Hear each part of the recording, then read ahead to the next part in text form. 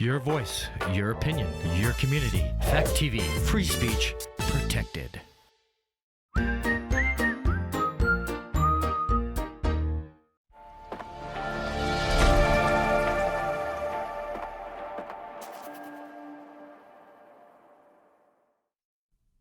Go. Okay, we're back. Kind of, sort of, little stumble and bubble started. Nobody knows because we're recording now. I know. So nobody knows. Nobody knows that was a mess. Welcome to Spotlight Keene. I'm Chris Coach. I'm Randy Filio. And we're going to just be catching up. It's going to be a short version. My apologies. It's on me today. Just had some meetings, so it just cut into the overall show. But let's get going here. But let's rock and roll for half an hour. First and foremost, I want to say to all those individuals that work dispatch, whether it's the sheriff's dispatch, whether it's the Keene Police Dispatch, or Southwest Fire Mutual Aid of New Hampshire, thank you for what you do. You play a critical role in that communication. Have you gone there and watched those, Chris? Yes, I have. It's like amazing. You know, especially when like there's a major fire and they're just staying so calm. And but you're working people through crazy. One of the most horrific moments of their lives on a lot of these occasions. Yep. And so you're walking with them, and you are saving lives at the same time on some levels by the actions you're doing. And they're so calm about it. Like, I hear you, stay with me, kind of. And so, to all of you, thank you for what you do. Absolutely. It doesn't go unnoticed, and it's important to our community. So let's move on. So anyhow, speaking of the dispatchers too, I've sat in at the Keene Police Department, and they only have one dispatcher at a time. Southwest Mutual Aid has a few of them. The Keene Police has one, and I've sat behind it one night when I was riding in, and I had to take a break, and it's just amazing. Yeah. Just, these calls are all coming in, and the police chase is going on, something going here, and she was just so matter of fact. Okay, everything's good. And I'm like, and so a lot of times they're the ones that are after hours answering people coming into the station too. Right. Yeah. Somebody's walking in. Yeah. Crazy stuff. Nope. Wouldn't be for me. To get too excited. The old blood pressure would go up a little too high. So anyhow, which is not good for you. Nope. Tell me about it. Wanted to start off with talking about national stuff today because, national, but it is local. Okay. So it was a national event where George Stephanopoulos interviewed That's not national. our That's Governor TV. Sununu. Yeah. Well, national TV, whatever. Yeah, okay. And anyhow, what did he say? Sununu, who tries to come across as being the moderate, shucks, gee, can't we all just get along? Stephanopoulos buried him under his own words. Sununu to come out, and Stephanopoulos asked him, he just said, you've said Sununu was part of the insurrection, that you could never forgive them for that. Do you stand by that? He goes, yeah. He goes, but you would still support him as president. Yeah. Makes no sense at all. And Stephanopoulos buried him. And as we're doing this taping here on Tuesday, Sununu is supposed to be in Keene tomorrow night, an event that you'll probably be at. Mm-hmm. I'm not going to go. I'm not going to spend my money to be in the same room as the fraud Sununu. But I'll give you. I'm going for another reason. I'm going because it's Monadnock Economic Development Corporation, and Cody Morrison has done an outstanding job. As we ride through this, whoever the keynote speaker is what it is. But he shouldn't be keynote speaker. But the bottom line is that what the work they've done over the last few years as we try to get through this storm.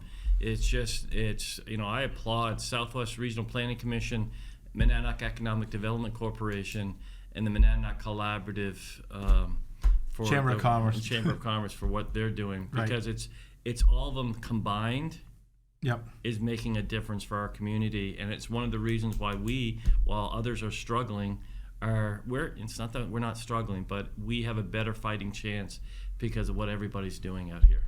It's too bad they invited Sununu. But I know, Chris, you can ask some pointed questions of him, like, what the hell are you thinking? Something like that, But, yeah, man. So anyhow, that was interesting, and it's also going to be interesting now that Sununu's true colors have come out, and Kelly Ayotte's kind of riding on his coattails. That's not going to go over well. I think this. And the primary will go over great. Well, the primary, yeah. It's already over. Right. Is that what you're saying? Yes. Yeah. Okay. When it goes to the general election. Yeah. That's going to be an interesting political year, man. It's going to be a hell of a ride. Anyhow, locally, and suddenly and somewhat surprisingly, our fire chief, Don Farquhar, resigned kind of abruptly yesterday. Yep, I heard about that. There's always a little bit more behind the story, which I don't know yet. I'm sure we'll find out. But it could be just he decided he just had enough of it and is going back to his hometown in Connecticut. And I know he had trouble finding a house here. That was one of the issues that he had. I know he was renting, but So you're telling me it's abrupt? it was very abrupt. Okay. We get an email from the city manager just saying he's decided to resign and leave. So, deputy. So is he done today? Like, was he done yesterday? Done. Like, he gave notice yesterday, and he was done yesterday. It was. I think he talked about it yesterday. It was dated as of Monday. So he might have thought about it over a while too, and just said, Yeah. you know what, I'm just for multiple reasons. I'm just Doesn't give you guys a lot of transition time. That's the only thing I'm talking about. Well, it's in a way we're fortunate. We just hired a fire marshal. His name is Rick Wood. I mean, he's come on. He's been a fire chief. He's been a fire marshal. He's been a fire warden. He's been a housing inspector. He's done everything. Yeah. So we have somebody on board that he won't be the fire chief, but we get enough experience there where I'm sure. Deputy chief too? Huh? Is your deputy chief the Deputy Chief Martin? Is he local? Yes. Oh, He's good. been on- I like local. Him and I were on actually the Call Fire Company a couple decades ago together. And, So is he old? He Like worked you? his way up. He's actually a little younger than I was. I was in my mid-40s at the fire academy. Okay. I was the old guy there, and no, he worked his way up through the ranks. He's a real nice guy. Yeah. Real nice guy, and he'll, like they said, he'll be working with the city manager to make sure there's a true smooth transition, and he's running the ship because basically he'll be in charge. But like I said, the fire marshal Rick Wood, just timing, and I'm sure he'll help run the show while we look for a new fire chief. So, I'm sure we'll look from within and we'll look from out of the area like we always do, and the best candidate will get hired. So, so that's interesting. And speaking about the Keene Fire Department, I was just reading in the yesterday Sentinel that the insurance company for the old cobblestone ale house that burnt down has filed a complaint against the previous owner. I guess a company that used to do work on the Friolator, which was the cause of the fire. So No, wait a that's second. kind of come back again. So the owner of the place that was owning it when it burnt down, Right. has filed a complaint. No, the insurance company filed a complaint against the owner because I guess they paid the owner insurance claim. And I guess if you read between the lines, the insurance company wants their money back. Why would they give it? I mean, I don't know. What leg does the insurance have to stand on when you give the money after? You don't just give the money. You don't give the money. You have somebody go out there. There's you an get all the investigation, reports. yep. They do an investigation. So I don't know. That's odd to me. Maybe they heard something after the fact. Maybe. I don't know. Maybe. But insurance. Well, think about it. The guy that owned the property got the insurance. Then he sold the property. Right. I mean, he did pretty good. Yeah. And so that's going to be an interesting to watch because I don't see what grounds this insurance company has to stand on unless they have clear evidence of something. And guess what?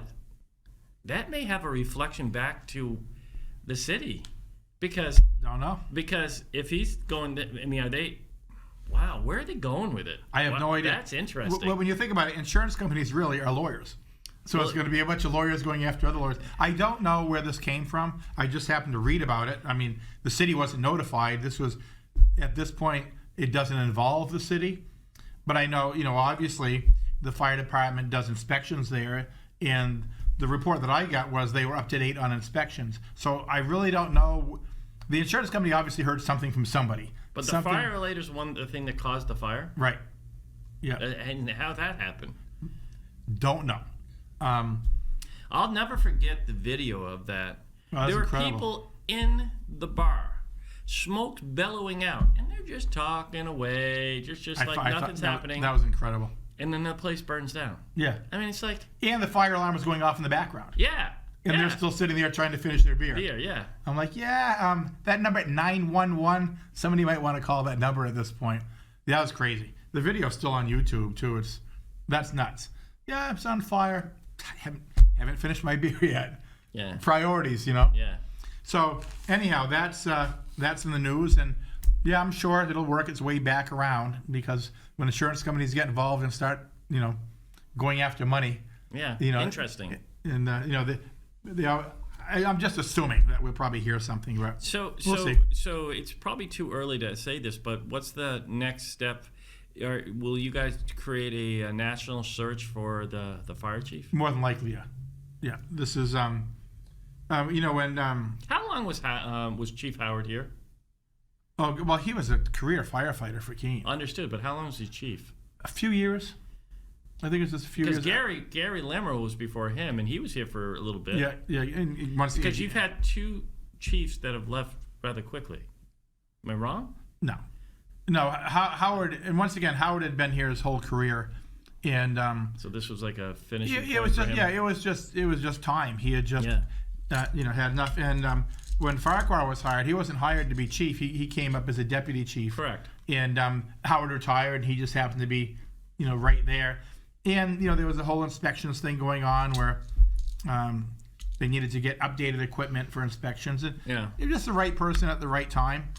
And now I think it'll be okay. Slow down, and you're right. It'll be more than likely a nationwide search. Yeah. And bring in somebody, unless but hey, we might find somebody that's in the department now that's a lieutenant or whatever, and might be qualified. You can't rule that out. But so when I say nationwide search, that also includes locally. It includes your local people, and maybe some local fire departments around us. Maybe you have an officer in a department near us that's qualified to be chief. So, it'll be done methodically. No doubt. I mean, one of the great things you've done recently is put Andy Bohannon in as an assistant City manager. I think that's a great choice. I think he brings a lot to the table. Yep. And again, I'm always biased to these us bringing local. I agree. I mean, if you look at, I apologize, I cut you off. Go ahead. Yeah, I was cutting me off, but I forgot what I was going to say anyhow. So keep going. No, but just because a national search occurs doesn't mean you don't end up local. Right. I mean, if you look at when former Superintendent Van Wickle left, we did a national search, but we ended up with Doug Yosway as superintendent, and couldn't be happier. Yep. And he's a local kid. Yep. I'm a prime example of doing a national search, and they end up with me. What they were thinking, I have no idea. Yeah, but, we don't even want to go down that road. But you got those two, and then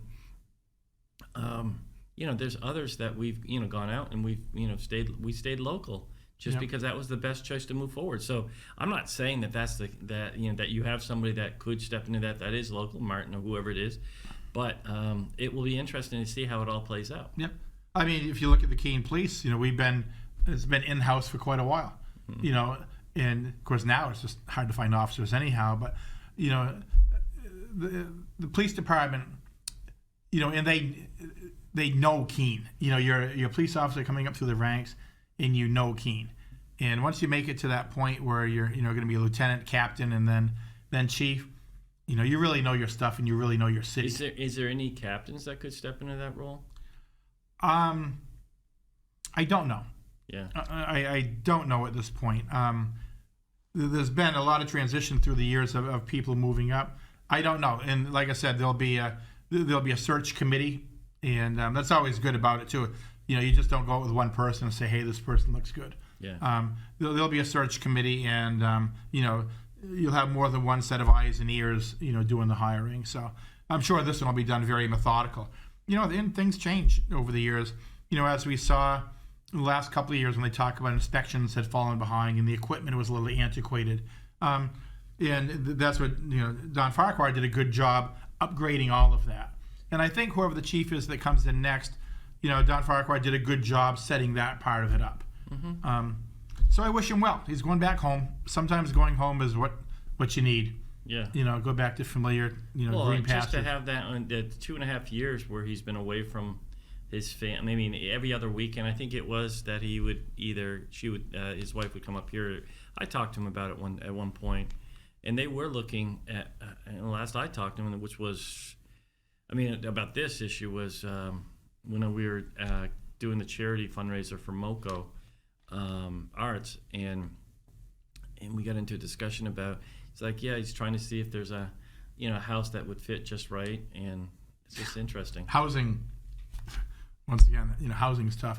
But I mean, he was actually, he retired from a department down in Connecticut and then kind of, reactivated himself, to come up here. Word is he's going back to school to get a doctorate. Yeah. And maybe he will. That's one thing about being a firefighter. You can retire after 20 years, 25 years. You'll still be a young man. And you can either just step back and do something else, or, like in his case, he'll probably get his doctorate, and who knows, maybe he'll be a fire marshal, a fire inspector. I don't know. Yeah. I wish him well. I will tell you this one thing about him that I know of is that his work ethic was pretty. He put in a lot of hours. He put a lot of hours in. Yeah, well, it's one of the things that he was actually, they kind of mentioned to him when he came in, because there was a lot of work to be done as far as like the inspections and the new equipment and things. And he was always there. He would show up at a lot of calls. He really wanted hands-on to see what was going on. And he was really burning the candle at both ends for a while. And that could be part of his retirement too. It could be just, he's like, man, I'm tired, like I am every day. Yeah. And but I wish him well.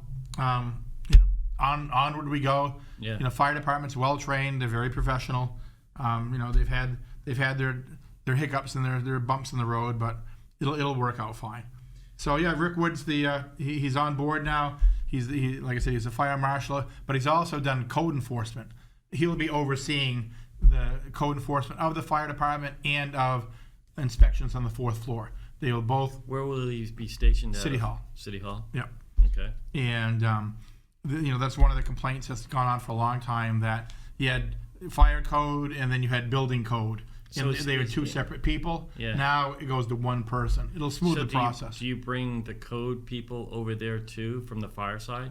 Basically, he'll be talking to both of them. So they may still be over at the fire department, but he's spaced out of there, and okay. He'll probably just make a phone call across the street to the fire department and have the code guy come over, and we're gonna have a meeting, because the fire code and the building code, sometimes they weren't on the exact same page. They interpreted it differently. Now there'll be no interpret it differently, because like I said, he's done both. He's done code enforcement and he's done fire code. So.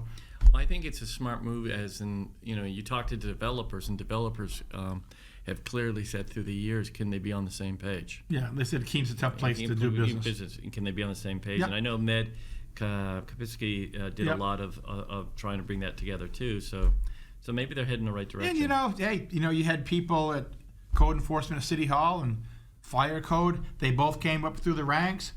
People get territorial. Mm-hmm. Our way is the best. So. It's change. We need, sometimes you need change, and that was one of the places that we felt change was needed. Speaking about change, it's going to cost you a lot more than change to go to the Democrat spaghetti dinner this year, Chris. How much is $75. $75. Wow. Now, these were Democrats. Democrats are the ones that are supposed to be with no money. And you and I remember when the spaghetti dinner, it was spaghetti A because it's inexpensive. That was the whole purpose of having spaghetti. And it used to be at the high school, and you'd have a bunch of volunteers cook it. Oh, Mike Blastos would come in, right, and his crew, and they'd make it, and it was about $11. Yep, and it's going to be at Allison's Orchards. I think that the local Democrat Party, Cheshire County, need to step back a little bit, sit back and kind of remember the history of what it is. This should not be a $75 a plate. A couple goes is $150 for a spaghetti dinner. Mm-hmm. I think they need to step back and kind of go back old school, and do something that's not costing $75 a person. If somebody wants to donate $75, you're one of the upper echelons of the economy in Keene, so but be it. Is it a reality nowadays that everything? I mean, you look at running for state senate, and I remember, who was it? Was it Molly Kelly who I talked to at the time, who said, you're not considered a real candidate in the state Democratic level unless you raise at least $60,000 for a campaign. And you think about that, $60,000 for $100 a job, dollars a year job. Yeah. Yeah, crazy. And then so is it getting more expensive to do everything you need to do? Are they, concerned that the Republican Party is outraising them? Are they? I have no idea what their thinking is, and I don't even know who. Oh, yeah, I do. The Congresswoman from Vermont is the keynote speaker. Nice, really nice individual. So we'll, yeah. It'll be interesting. Yeah, I mean, obviously the cost of everything's gone up, but I just think they're pricing themselves a little bit high. I know I've talked to several local Democrats that they just can't afford $150 for the couple to go to a spaghetti dinner. Yeah. So I think they need to take another look at that. So let me cross that off my list because we only got like 6 minutes left to talk about a bunch of things. Well, speaking about politics here, we have another person running for District 2 for the Congress, Rebecca Whitley. She's a state senator out of Concord area. I was doing a little bit of research on her. Very impressive. Very impressive. She's an attorney, does a lot of work for people that are less fortunate, and phenomenal person. So I know Colin Van Osten's put his name in for the Democrats too, and but I like this Rebecca. I think I think I might be throwing my hat in that ring. I think she'd do a good job. Republican wise, who knows? Had an opportunity last week to hear Senator, how do you say it, Whitley? I think it's Whitley. At a hearing that I was at last week, and yeah, she's a smart lady. And how I look at it is this way: it's for Colin, and I think it's healthy for us to have a primary. One, I think it's healthy for us to show we have a bench, and we do. And these are good candidates. I think both of them would represent us all well, not just Democrats, but Republicans, Independents, very well. They'd be consistent with what Annie's tried to do down there. I mean, Annie's been a voice for so many different areas, but she, opiate and the opiate things, strong leadership there. She was recognized by her leaders, especially a lot of the moderates, but also progressives. She just did her work and did it well. Yep. So I know the Republicans were happy to find out that she wasn't going to run again. Although it's going to be interesting what Republican put their name in there right now. Well, so far it's what Lily, the woman that ran. She received about 13,000, and she hasn't stopped running since then. So I mean, it is going to be interesting, and it is for the Republicans.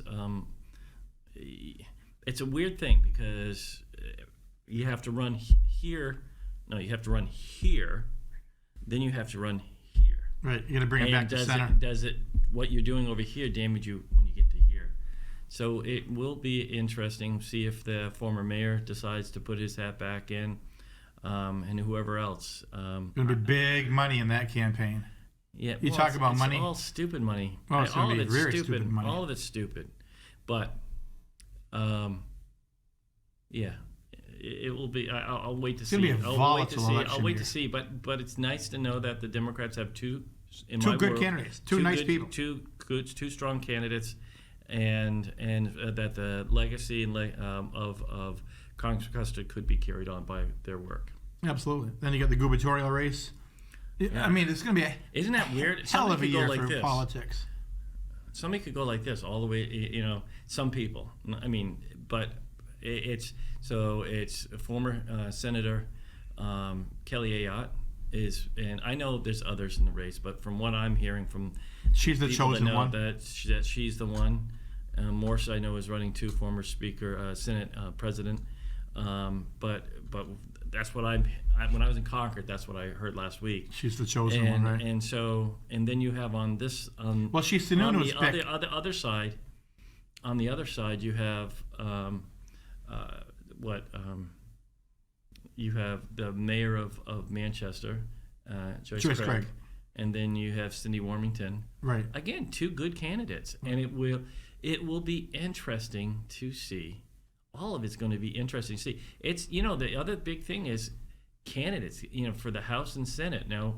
If can you get strong candidates, and it's an election year, and if the state stays purple like it's been in the past few years, and Biden wins his state, if he did, does that mean it's really an interesting time? I mean, when the House is split by only so few. Oh yeah. And what gets me is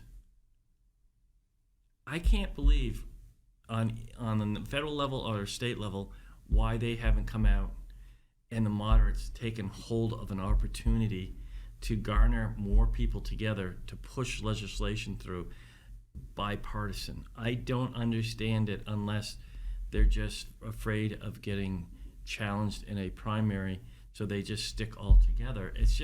It kills me with both the federal and the state house so close in numbers. I don't understand it. No, I don't either. There's an opportunity, and I strongly believe when we are in the middle, that's where the country is the strongest and the states is the strongest. Yep. Yeah.